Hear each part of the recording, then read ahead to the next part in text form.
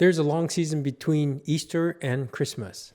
You may remember how we talked about the liturgical calendar. I know it may be a boring subject for anyone who may not grew up in a church, but if you are interested, check out our video about the liturgical calendar. Between Easter and Christmas, there's a time where a lot of people don't see the importance of coming to church. I don't know if you heard of a CEO Christian, Christmas, Easter, and one other Sunday Christians. And I hope you are not falling in that category, because the ordinary time is not ordinary in terms of what we celebrate, but the ordinary time also means a time of growth. So if we only come to church in the high celebrations, we may miss out. Therefore, ordinary time is a time where we see a lot of transformation.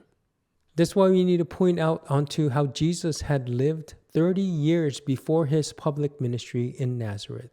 At that time he was growing up, he didn't have any crowds to follow, but it was a time of cultivation and it was a time of growth. It is a time where God cultivates us, and it is a time where God transforms our lives.